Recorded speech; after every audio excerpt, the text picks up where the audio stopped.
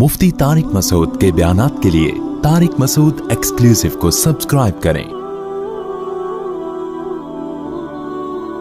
Tariq Masood exclusive.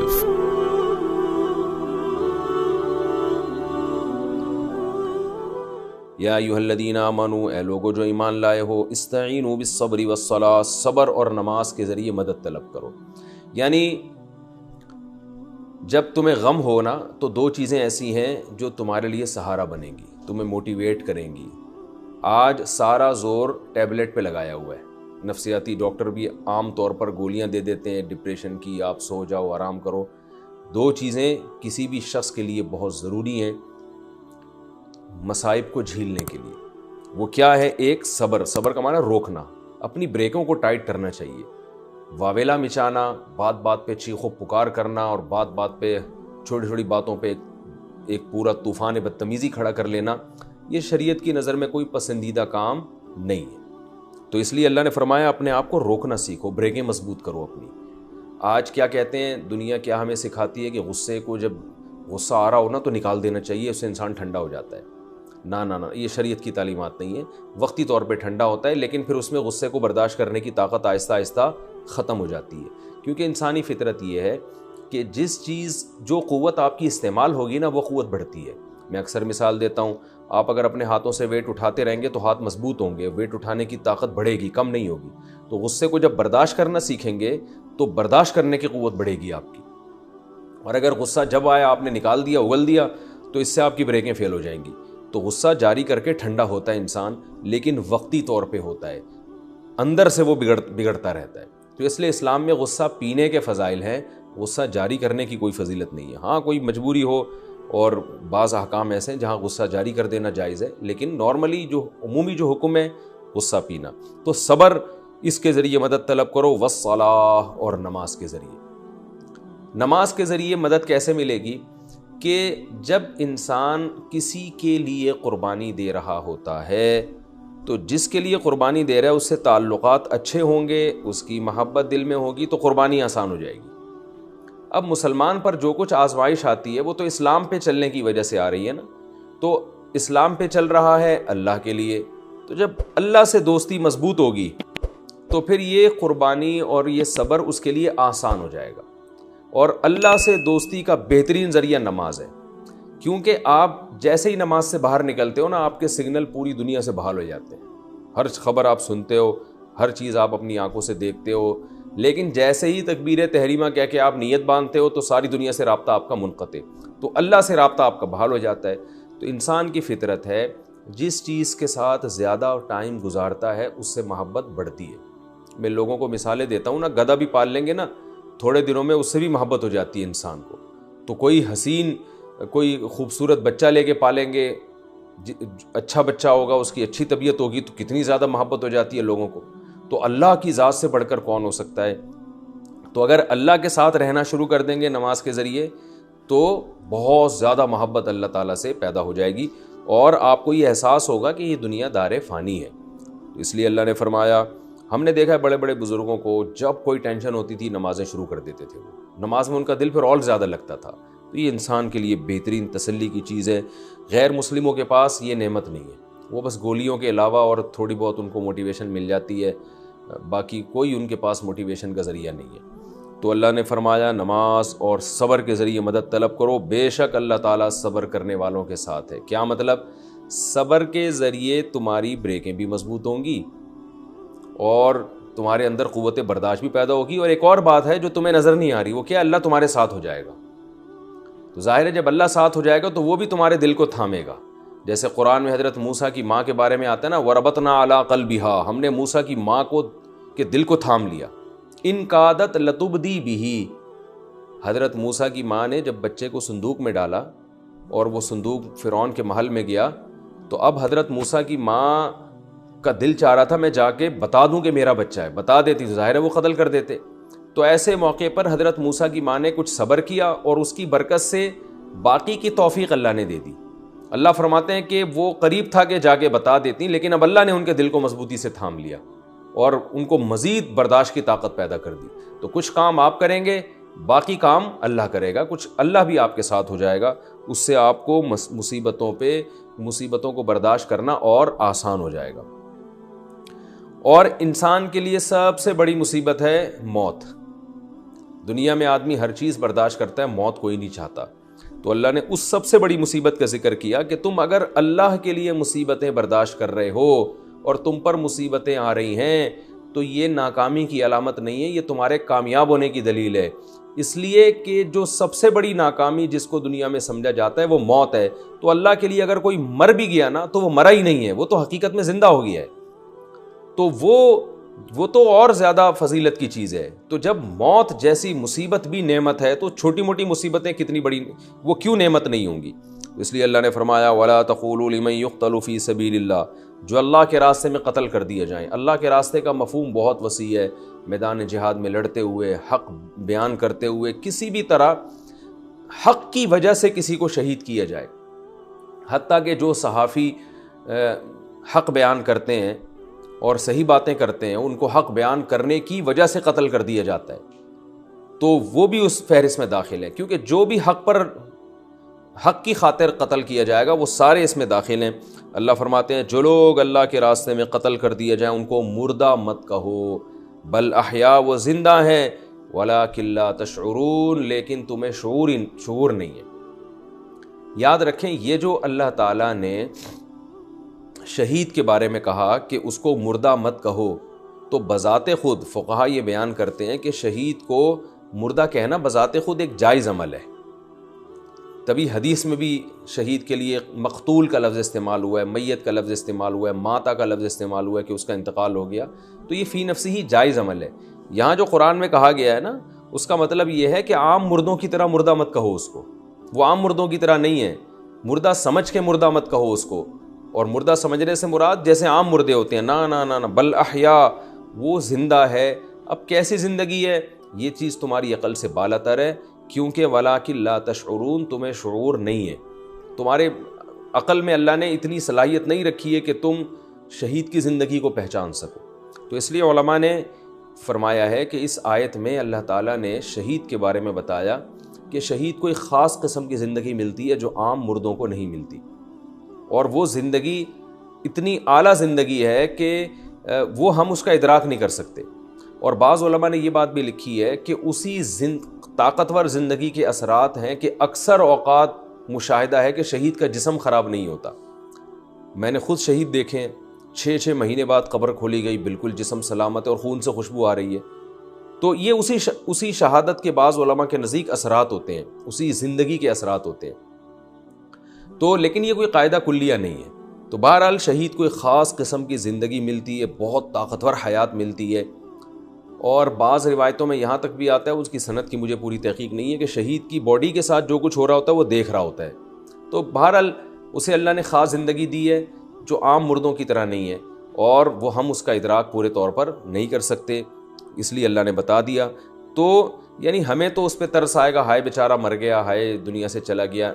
دنیا سے چلا گیا کا مطلب نعمتوں سے محروم ہو گیا، تو اللہ فرماتے ہیں نعمتوں سے وہ محروم نہیں ہوتا، وہ تم سے زیادہ مزوں میں ہوتا، اسے طاقتور حیات ملتی ہے، لیکن تمہیں اس کا شعور نہیں ہے۔ یہ سورہ یاسین میں ہے نا کہ وجاء من اقصى المدینة رجل یسعیٰ، کہ حضرت عیسیٰ علیہ السلام کے 3 قاصد گئے تھے کسی قوم کو سمجھانے کے لیے، تو وہ قوم ایمان نہیں لے کر آئی، تو شہر کے کنارے سے ایک شخص دوڑتا ہوا آیا اور قوم سے کہنے لگا ان کی باتوں پر ایمان لے آؤ۔ قوم نے اس شخص کو قتل کر دیا۔ قرآن کے الفاظ ہیں کہ جیسے ہی قتل کیا ہے اس کو، قال یا لیت قومی یعلمون، اس کی الفاظ کیا اس کی زبان سے نکلے، ہائے کاش میری قوم کو پتہ چل جائے، بما غفر لی ربی وجعلنی من المکرمین، کہ میرے رب نے میری خطاؤں کو بھی معاف کر دی اور مجھے کتنی عزت دی ہے۔ یعنی قوم تو سمجھ رہی ہے کہ ایک لاش پڑی ہوئی ہے، اور اس کے الفاظ یہ ہیں کہ کاش میری قوم کو پتہ چل جائے کہ اللہ نے مجھے کتنی عزت دی اور میں کتنے مزے میں ہوں، تو یہ سارے ایمان لے آئیں۔ یہ تو گویا لاش پہ میری یعنی افسوس کر رہے ہیں بندہ ہم نے مار دیا۔ تو اتنا بڑا اللہ نے شہید کو مقام دیا ہے کہ وہ عام مردوں کی طرح نہیں ہے۔ عام مردوں کے ساتھ الگ معاملات ہوتے ہیں، شہید کے ساتھ الگ معاملات ہوتے ہیں۔ تو اس کو جو موت کے بعد جو اس کی زندگی ہے وہ اس زندگی سے کروڑہ گنا اچھی ہوتی ہے۔ تو اس معنی میں کہا گیا کہ اس کو مردہ عام مردوں کی طرح مردہ مت کہا کرو، تبھی اللہ نے شہید کے لیے اسلام نے جو ہے نا ایک لفظ الگ سے وضع کیا ہے، شہید کا لفظ، جو دنیا میں کسی قوم کے پاس نہیں ہے۔ تو کیونکہ مردہ کہنے میں اس کی بے اکرامی ہے، کیونکہ لوگ اس کو عام مردوں کی طرح سمجھیں گے، تو اس لیے اسلام نے اس کو پروٹوکول دیا کہ جو حق کی خاطر جان دیتا ہے اس کو شہید کا لفظ کہا جائے گا۔ اور یہ اتنا مبارک مقدس لفظ ہے کہ اس لفظ میں وہ وحشت نہیں ہے جو کسی کو مردہ کہنے میں وحشت، کہتے ہیں نا 3 آدمی مرے پڑے ہوئے تھے تو ایک دم وحشت ہوتی ہے، لیکن جب آپ کہتے ہیں تین جو ہے نا 3 شہید میں نے اپنی آنکھوں سے دیکھے، فوراً دل میں ان کی ایک قدر پیدا ہوتی ہے، یار یہ تو بڑے مبارک لوگ ہیں، شہید ہیں۔ تو یہ اتنا مبارک لفظ ہے کہ اب غیر مسلم بھی اسلام سے یہ لفظ ادھار لے کر اپنے مردوں پہ فٹ کر رہے ہیں۔ آپ دیکھیں ہندو فوجی جب ہلاک ہوتے ہیں تو ان کے لیے تو ہلاکت کا لفظ ہے، کیونکہ وہ اس لیے ہلاکت کا لفظ ہے کہ یہ اسلام کا لفظ یہ تو صرف مسلم کے لیے استعمال ہو سکتا ہے، غیر مسلم کے لیے تو اسلام نے یہ لفظ وضع ہی نہیں کیا، لیکن غیر مسلم بھی مجبور ہیں کہ اپنے مردوں کو وہ بھی شہید کے لفظ سے تعبیر کر رہے ہیں، وہ بھی جناب اپنے جو بھی حق کی خاطر، ان کے خیال میں جو بھی حق کی خاطر لڑکے قتل ہوتا ہے تو اس کے لیے شہید کا لفظ استعمال کر رہے ہیں وہ۔ تو اس لیے اللہ نے فرمایا کہ وَلَٰكِن لَا تَشْعُرُونَ، تو جب یہ اللہ کے راہ میں مرنا اتنا مبارک عمل ہے جو سب سے بڑی مصیبت ہے، تو چھوٹی موٹی مصیبتوں کی بھی ایک فضیلت ہے اور اس پہ صبر کرنے سے تمہیں ثواب ملے گا، کیونکہ وہ سب اللہ کی خاطر ہے۔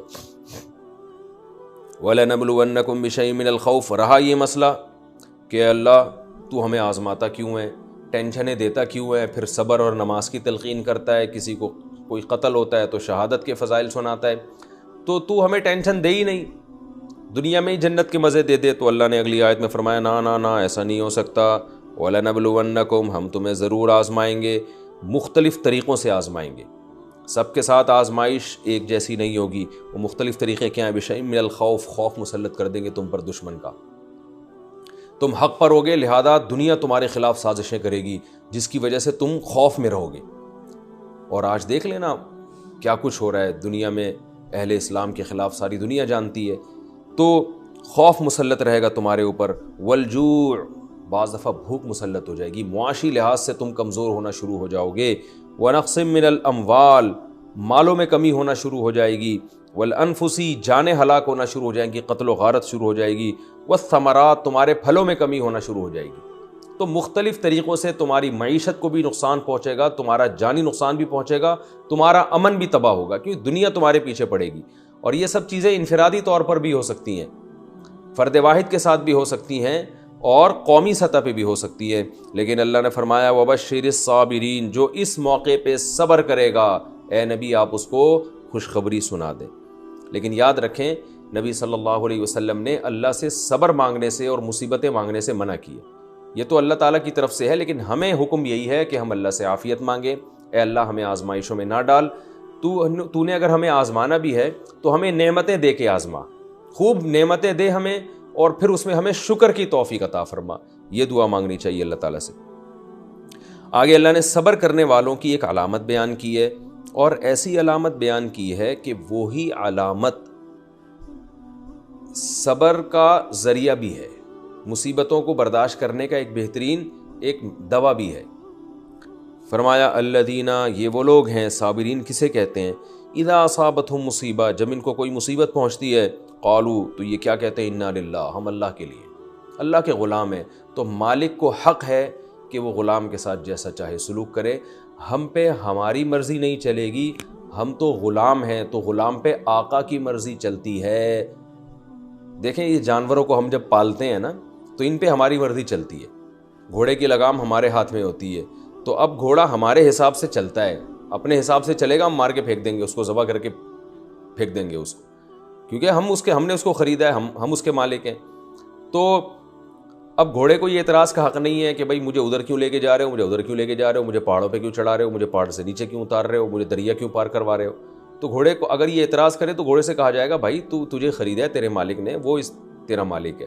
تو ہمیں گھوڑے پر اتنی ملکیت نہیں ہے جتنی اللہ کو ہماری ذات پہ ملکیت حاصل ہے، لہذا کچھ بھی ہو رہا ہے تو ایمان والے یہ سوچ کے صبر کرتے ہیں، انا للہ، ہم اللہ کے غلام ہیں، بھائی ہم پہ ہماری مرضی تھوڑی چلے گی، بلکہ ہم پہ اللہ کی مرضی چلے گی، ورنہ ہر انسان چاہتا ہے دنیا میں کوئی غم آئے نہیں، سارے مسئلے پورے ہوں, پوری دنیا کا بادشاہ میں بن جاؤں, سب سے زیادہ پیسہ میرے پاس, سب سے خوبصورت میں ہوں, سب سے زیادہ جوانی میرے پاس, سب کچھ میرے مسئلے حل ہو جائیں, تو ہر آدمی چاہتا ہے.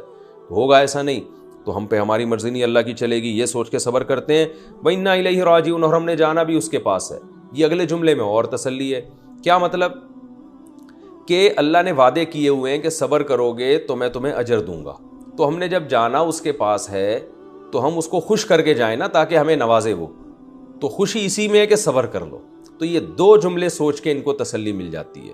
آج یہ انا للہ و انا الیہ راجعون لوگوں کی زبانوں پہ تو بہت ہوتا ہے, لیکن مفہوم دماغ میں نہیں ہوتا. چیخ بھی رہے ہوتے ہیں, انا للہ و انا الیہ راجعون بھی پڑھ رہے ہوتے ہیں, واویلا بھی کر رہے ہوتے ہیں, اور سارے الٹے کام کر رہے ہوتے ہیں مصیبت میں, اور آخر میں انا للہ و انا الیہ راجعون کہہ دیتے ہیں. تو یہ سوچ کے یہ الفاظ کہنے کی فضیلت ہے. ایسے ہی زبان سے کہنے کا کوئی خاص فائدہ نہیں ہے اس میں. سوچ کے کہ ہم اللہ کے غلام ہیں اور ہم نے اسی کی طرف لوٹ کر جانا ہے, اور ہمیں اس پر وہ اجر دے گا.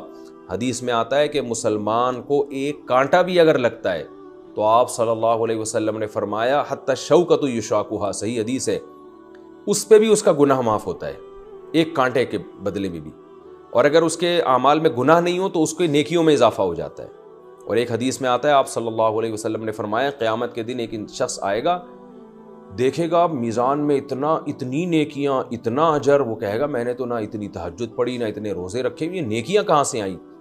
تو اسے بتایا جائے گا کہ تم کو فلاں موقع پر مصیبت پہنچی تھی, تم نے صبر کیا تھا, فلاں موقع پر تمہارے بچے کی موت واقع ہوئی, تم نے صبر کیا, فلاں موقع پہ تمہیں کانٹا لگا, تم نے صبر کیا, فلاں موقع پہ تمہیں فلاں شخص نے برا بلا کہا, وہ اس کی وجہ سے تمہیں جو ٹینشن ہوئی. تو یہ ساری چیزیں اس کے اعمال میں ترازو میں رکھی جائیں گی. تو اس کی یہ تمنا ہوگی کہ کاش میں نے زندگی میں کبھی خوشی نہ دیکھی ہوتی, اور اللہ نے ساری زندگی مجھے مصیبتوں میں ہی رکھا ہوتا. اور ایک اور حدیث میں آتا ہے رسول اللہ صلی اللہ علیہ وسلم نے فرمایا کہ قیامت کے دن میزان کے ترازو میں صبر سے زیادہ وزنی کوئی نیکی نہیں ہوگی. تہجد بھی نیکی ہے, نماز بھی نیکی ہے, اور روزے بھی نیکی ہے, صدقات و خیرات بھی نیکی ہے, لیکن نبی نے کیا فرمایا؟ سب سے وزنی نیکی کیا ہے؟ مصیبت میں صبر کرنا. اور صوفیہ کرام کا ایک جو تجربہ ہے وہ کہتے ہیں کہ اللہ کا قرب جتنا صبر اور مصیبتوں کے ذریعے حاصل ہوتا ہے اتنا دنیا میں کسی چیز کے ذریعے حاصل نہیں ہوتا, کسی عبادت کے ذریعے حاصل نہیں ہوتا. لیکن ساتھ ساتھ علماء یہ بھی کہتے ہیں کہ وہ مصیبت جو انسان کی پیدا کردہ نہ ہو بلکہ اللہ کی طرف سے ہو. اگر آپ اپنی حماقتوں کی وجہ سے مصیبت میں مبتلا ہوتے ہیں پھر اس پہ وہ برکتیں حاصل نہیں ہوتی. صبر تو اس پہ بھی کرنا ہی پڑتا ہے, لیکن ایک مصیبت اللہ کی طرف سے, ایک اپنی حماقتوں کی وجہ سے. آج کل جو زیادہ تر پرابلمس ہو رہی ہیں ہماری اپنے کرتوت ہوتے ہیں, اپنے کچھ جیسے صحت کا خیال نہیں رکھا, الٹ پٹانگ شوگر کا مریض ہے, لڈو کھا رہا ہے اور کھاتے کھاتے شوگر ہائی ہو گئی, اب صبر کر رہا ہے کہ بس صبر کر رہا ہے اس مصیبت میں. تو ٹھیک ہے صبر کا تو پھر بھی انشاءاللہ ثواب ملے گا, لیکن یہ حماقت بھی تو آپ کی ہے نا, آپ اپنے کرتوتوں کی وجہ سے. تو اس لیے علماء کہتے ہیں کہ اپنے کرتوت کی وجہ سے نہ ہو, بلکہ آپ صحیح چل رہے ہیں لیکن پھر بھی اللہ نے کوئی مصیبت آپ کے مقدر میں لکھ دی ہے, تو اس پہ صبر کرنے سے انسان کے اللہ کا قرب بہت زیادہ اس کو نصیب ہوتا ہے. اور اس سے بڑی مسلمان کے لیے کوئی نعمت ہے ہی نہیں کہ اسے اللہ کا قرب مل جائے. یہی اصل مقصود ہے اس دنیا میں ہمارے آنے کا. فرمایا اولئک علیہم صلوات من ربہم, یہ ہیں وہ لوگ جو مصیبتوں میں جب صبر کرتے ہیں. تو یہ ہیں وہ لوگ, دیکھو اللہ اولئک گویا ہاتھ سے اشارہ کر رہی ہے, یہ ہیں وہ لوگ جن پر ان کے رب کی طرف سے خصوصی رحمتیں بھی ہوں گی اور رحمت عام رحمت بھی. صلوات اور رحمت میں کیا فرق ہے؟ دیکھیں رحمت کہتے ہیں گویا کوئی شخص پریشانی میں مبتلا ہو اور اسے مبتلا دیکھ کر آپ کو اس پہ ترس آ جائے, اس ترس کی وجہ سے جو آپ میں جذبہ پیدا ہوتا ہے اس کو رحم کہا جاتا ہے. جیسے ہم کہتے ہیں نا یار فلاں کی حالت قابل رحم ہے, لوگ کہتے ہیں نا قابل رحم ہے, یعنی بیچارے پر ترس آ رہا ہے, دل چاہ رہا ہے اس کو کچھ دے دو. جیسے بھکاریوں کو دیکھ کے بعض دفعہ ترس آ جاتا ہے, رحم آ جاتا ہے. کسی خارشی کتے کو آپ دیکھتے ہیں ٹینشن میں ہوتا ہے, وہ اسے دیکھ کے رحم آ جاتا ہے اس کے اوپر, انسان اسے پانی پلا دیتا ہے وغیرہ وغیرہ. صلوات ترس والی رحمت کو نہیں بلکہ اضافی جو گویا آپ غریبی میں کسی کو کچھ دے رہے ہیں, تو یہ رحمت سے اوپر کا درجہ ہے. یہی وجہ ہے کہ رسول اللہ صلی اللہ علیہ وسلم کے لیے جب رحمت کی دعا مانگی جائے گی تو رحمت کا لفظ استعمال نہیں کیا جاتا, صلاۃ کا لفظ استعمال کیا جاتا ہے. ہم یہ کہتے ہیں اللہم صلی علی محمد, یہ نہیں کہتے اللہم ارحم محمد صلی اللہ علیہ وسلم, اللہ محمد صلی اللہ علیہ وسلم پر رحم فرما, یہ نہیں کہتے. کیوں رحم کا لفظ کیوں استعمال نہیں کرتے؟ اس لیے کہ نبی کے دنیا سے جانے کے بعد جب ہم یہ کہیں گے اللہ نبی پر رحم فرما، تو اس میں گویا اس طرف اشارہ ہے کہ نبی کوئی معاذ اللہ خدا نخواستہ کسی پریشانی میں ہے، ٹینشن میں ہے، تو ہم اللہ سے کہہ رہے ہیں کہ اپنے نبی پہ ترس کھا، تو اس میں نبی صلی اللہ علیہ وسلم کی ایک قسم کی توہین ہے۔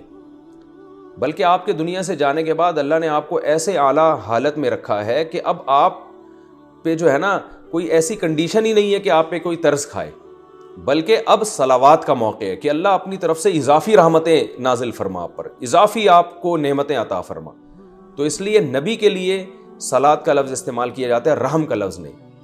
اور بعض علماء نے یہ حکمت لکھی ہے کہ رسول اللہ صلی اللہ علیہ وسلم کا نماز جنازہ بھی اسی لیے نہیں پڑھایا گیا کہ نماز جنازہ مغفرت کی دعا کے لیے مغفرت کے لیے ہوتا ہے، اور نبی انبیاء کے لیے مغفرت کی دعا جائز نہیں ہے، کیونکہ وہ جب دنیا سے جاتے ہیں ان کے اعمال میں گناہ ہوتا ہی نہیں ہے، تو ان کو مغفرت کی نہیں بلکہ اللہ کی اضافی رحمتوں کی ضرورت ہوتی ہے۔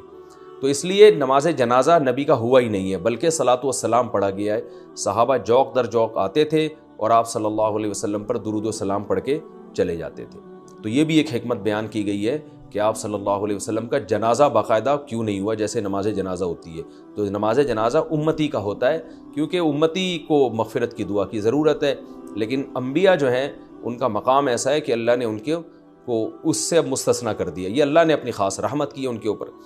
تو اس لیے عام امتی کے لیے رحمت کی دعا ہوگی اور نبی کے لیے صلات کی دعا ہوگی، اللہم صلی علی، صلات بھیج، صلی علی۔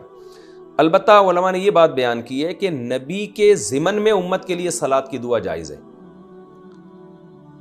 جیسے نبی کے لیے جب صلات کی دعا کی نا تو اسی ضمن میں آپ امت کو شامل کر سکتے ہیں، اللہم صلی علی محمد وعلی آل محمد، یہ بھی کہہ سکتے ہیں، اور اللہم صلی علی محمد، اے اللہ تو محمد صلی اللہ علیہ وسلم پر صلات بھیج اور آپ کی امت پر بھی۔ تو آپ کے ضمن میں تو یہ جائز ہے، الگ سے نبی کے علاوہ کسی کے لیے صلات کی دعا یہ ٹھیک نہیں ہے، اس لیے کہ آپ دوسرے کو وہ پروٹوکول دے رہے ہیں جو نبی صلی اللہ علیہ وسلم کا خاصہ ہے، تو ان کے تابع بنا کے تو دے سکتے ہیں۔ الگ سے جب کسی کے لیے دعا ہوگی، چاہے کوئی کتنا بڑا بزرگ ہو، تو اس کے لیے رحمت کی دعا ہوگی، اس لیے کہ کتنا بھی بڑا بزرگ ہو اس بات کا امکان ہے کہ مرنے کے بعد کسی ایسی حالت میں نہ ہو کہ وہ پریشانی میں ہو، تو اس لیے ان کے لیے دعا مانگی جائے گی، اللہم ارحم فلاں، اے اللہ تو فلاں پر رحم فرما۔ تبھی ہم بزرگوں کے ساتھ لگاتے ہیں رحمہ اللہ، اللہ ان پر رحم کرے، کیونکہ عین ممکن ہے کہ بیچارے کس حالت میں ہوں، یا یہ کہ نہیں بھی ہوں تو وہ چاہیں گے اللہ ہم پر ترس کھائے، کیونکہ میدان حشر کی سختیاں بہت زیادہ ہیں، قبر بہت سخت جگہ ہے، تو اس لیے عام چاہے کتنا بڑا بزرگ ہو ان سب کے لیے رحمت اللہ علیہ کہا جاتا ہے، پیغمبر کے لیے رحمت اللہ علیہ علیہ السلام یا علیہ الصلاۃ والسلام کہا جاتا ہے۔ تو اب یہ لفظ سمجھیں، اولئک علیہم صلوات من ربہم، اللہ فرماتے ہیں جو صبر کرتے ہیں ان پر اللہ کی اضافی رحمتیں بھی ہوں گی اور عام رحمت بھی، اولئک هم المہتدون، اور یہ لوگ ہیں اصل ہدایت یافتہ۔ اصل جو کرائٹیریا ہے نا کسی کو ناپنے کا کہ کون کتنا ایمان میں تگڑا ہے، تو وہ پریشانی میں پتہ چلے گا کہ کس کا کتنا ایمان ہے۔ آگے جو آیتیں ہیں ان کا ایک شان نزول ہے۔ اسلام جب دنیا میں آیا تو زمانہ جاہلیت کی بہت سی رسومات کو ختم کر دیا۔ تو زمانہ جاہلیت میں جو صفا اور مروہ پہاڑی ہے جہاں حضرت حاجرہ رضی اللہ تعالیٰ عنہ نے دوڑ لگائی تھی، تو زمانہ جاہلیت میں حج میں صفا مروہ کی سب سعی کیا کرتے تھے، تو یہ سعی صدیوں سے چلتی آ رہی تھی۔ اسلام جب دنیا میں آیا تو بہت سے صحابہ کو خیال ہوا کہ یہ ایک عجیب سی رسم لگتی ہے، ادھر سے دوڑے ادھر چڑھ گئے، پھر ادھر سے اترے ادھر آ گئے، تو یہ کہیں ایسا نہیں ہے کہ غلط کر رہے ہو ہم؟ تو اس لیے بعض صحابہ نے نبی سے پوچھا، یا رسول اللہ اس میں کوئی گناہ تو نہیں ہے، ہم صفا مروہ کی سعی کرتے ہیں؟ تو اس کا جواب قرآن میں نازل ہوا کہ زمانہ جاہلیت کی ہر چیز غلط نہیں ہے، بہت سی چیزیں ٹھیک بھی ہیں، ان میں سے ایک صفا مروہ کی سعی بھی ہے کہ یہ بالکل ٹھیک ہے، ان الصفا والمروہ من شعائر اللہ، فرمایا صفا مروہ کوئی جاہلیت کے شاعر میں سے نہیں ہے بلکہ شاعر اللہ میں سے ہے، اللہ کی نشانیوں میں سے ایک نشانی ہے۔ فمن حج البیت او اعتمر، لہذا جو کوئی حج کرے گا یا عمرہ کرے گا، فلا جناح علیہ ان یطوف بہما، اس پر کوئی گناہ نہیں ہے کہ طواف کرے، وہ یعنی طواف کا مطلب چکر لگائے، اس سے وہ طواف مراد نہیں ہے جو بیت اللہ کے گرد کیا جاتا ہے، اس سے مراد چکر، یعنی جائے واپس آنا پھر جانا، جو 7 دفعہ سعی کی جاتی ہے، کوئی گناہ نہیں ہے۔ حضرت عائشہ رضی اللہ تعالیٰ عنہ سے کسی نے سوال پوچھا تھا کہ کیا صفا مروہ کی سعی کرنا ضروری ہے حج اور عمرے میں؟ انہوں نے فرمایا ہاں۔ تو انہوں نے قرآن کی آیت پڑھی کہ اللہ تو فرماتے ہیں کہ جو حج کرے عمرہ کرے اور سعی اگر وہ کر لے تو کوئی گناہ نہیں ہے۔ تو تو اس سے تو پتہ چل رہا ہے سعی کرنا جائز ہے، یہ تھوڑی پتہ چل رہا ہے کہ واجب ہے، لازمی ہے، یہ کہاں پتہ چل رہا ہے؟ اس سے تو پتہ چل رہا ہے کہ بھائی کوئی اگر کر لے تو کوئی گناہ نہیں ہے۔ امی عائشہ رضی اللہ تعالیٰ عنہ نے جواب دیا، بڑی فقیہہ تھی، انہوں نے فرمایا کہ اگر اس آیت کا یہ مطلب ہوتا کہ صفا مروہ کی سعی ضروری نہیں ہے تو آیت کا انداز یہ نہیں ہوتا فلا جناح علیہ ان یطوف بہما، کہ اس پر کوئی گناہ نہیں ہے کہ ان کا چکر لگائے، بلکہ آیت یوں ہوتی فلا جناح علیہ الا یطوف بہما، کہ اس پر کوئی گناہ نہیں ہے کہ ان کا طواف نہ کرے۔ یہ بڑی ذہانت کی بات ہے امی عائشہ رضی اللہ، اس کے لیے آئی کیو لیول بہت اونچا ہونا چاہیے، تبھی علماء کہتے ہیں امی عائشہ نے جو یہ جواب دیا نا ساحل کو، یہ آپ کے مینٹل اپروچ کی ایک مینٹل لیول بہت ہائی تھا آپ کا، یہ بڑی یعنی حکمت کی بات ہے، اس سے پتہ چلتا آپ بہت بڑی فقیہہ تھیں۔ اب میں اس کو تھوڑا سا سمجھاتا ہوں، کیا مطلب؟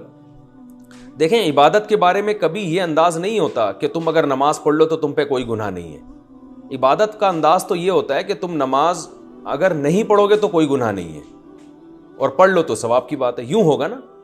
تو امی عائشہ نے اپنے اس جواب میں اشارہ کر دیا کہ اصل میں یہ ایک سوال کا جواب ہے۔ سوال یہ پوچھا گیا تھا کہ صفا مروہ کی سعی میں گناہ تو نہیں ملے گا، زمانے جاہلیت کی رسم ہے، تو اللہ نے فرمایا کوئی گناہ نہیں ملے گا۔ اس میں اس سے بحث ہی نہیں ہے کہ صفا مروہ کی سعی کرنا لازم ہے یا نہیں، یہ آیت اس سے خاموش ہے، وہ ہمیں حدیث سے پتہ چلتا ہے کہ لازم ہے۔ پھر امی عائشہ نے جواب یوں دیا کہ اگر یہ آیت یہ بیان کرنے کے لیے آتی نا صفا مروہ کی سعی لازم نہیں ہے، تو پھر یہ سٹائل تھوڑی ہوتا، یہ انداز تھوڑی ہوتا کہ کوئی گناہ نہیں ہے طواف نہ کرو، بلکہ یہ انداز ہوتا کہ کوئی گناہ نہیں ہے کہ طواف مت کرو، یعنی طواف کرنا ضروری نہیں ہے۔ تو امی عائشہ نے اس کو جواب دیا کہ یہ اصل میں ایک سوال کی طرف اشارہ ہے، اس سوال کے جواب میں کہا جا رہا ہے۔ تو اس سے پتہ چلتا ہے کہ قرآن و سنت کو سمجھنے کے لیے جو ہے نا بہت فقاہت چاہیے، صرف لفظی آیتوں سے لوگ نہیں سمجھ لیتے قرآن، جیسے کہ آج کل بس لفظی ترجمہ سے ہر آدمی فنٹر بننے کی کوشش کر رہا ہے۔ تو اب باقی صفا مروہ کی سعی جو ہے حنفیہ کے نزدیک واجب ہے، بعض ائمہ کے نزدیک حج اور عمرے کا رکن ہے، اور بعض ائمہ کے نزدیک مستحب ہے۔ تو وہ ایک فقہی اختلاف ہے علماء کے درمیان، لیکن اتنا ضرور ہے کہ احناف کے ہاں اگر صفا مروہ کی سعی چھوڑ دی تو حج اور عمرہ تو ہو جائے گا، مگر دم دینا پڑے گا آپ کو۔ ومن تطوع خیرا، اللہ فرماتے ہیں جو بھی خیر کا کام کرے گا، نیکی کرے گا، تو اللہ اس کی نیکی کا قدردان بھی ہے اور اسے جاننے والا بھی ہے۔